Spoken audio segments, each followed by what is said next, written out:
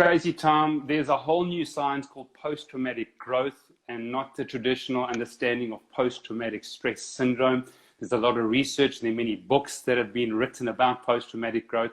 Regarding your mindset, because I think there's a lot into the mind, in terms of Viktor Frankl's work, reading the book, perfect timing for you and myself. I've read it many, many times. But are people going to have to choose? Either I'm going to have post-traumatic stress syndrome, I've gone through loss, grief, and suffering, or can people actually self-actualize and say, I'm going to go through post-traumatic growth?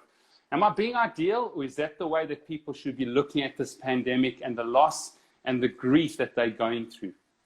Yeah, to be honest with you, I don't think we have an option. We're in it. We're in the middle of it. Or where we are, I don't know where we are, because we thought we were in the middle of it months ago, but now it turns out that we're in the worst of it. But, you know, I don't think we have an option but to rebuild ourselves mentally, because a lot of people have lost absolutely everything, not to mention about the fact that people have lost lives, they've lost businesses, they've lost livelihoods, they are watching people suffer around them, they can do nothing about it. But mentally, it's a time where we all need to step up to the plate and say to ourselves, either we let this get to us, and those of us that are left behind keep looking backwards and think, man, that was really bad, what do we do, and you know, how can we actually move forward? Or you say, okay, it's happened, what have we learned, and how do I dig deep to push through?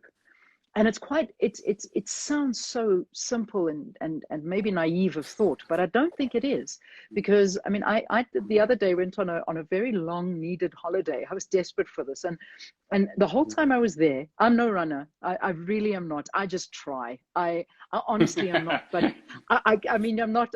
Gosh, if I was in your peak physical condition, I'd be running every day to look like that, but I'm not. It's not who I am. But when I'm on holiday, I try. And so I started off running 4-point-something Ks.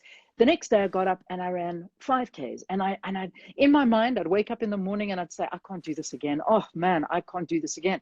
Then I ran 6 Ks, and then again the next day I ran 8 Ks, and I'm thinking, you know what, you put your mind to something and you can do it. And it is a matter of, it's mind over matter. It's about actually realizing that you have to overcome your own negativities. And we are our biggest enemies, and that's a fact. So mind strength, there's nothing more important in your life, nothing.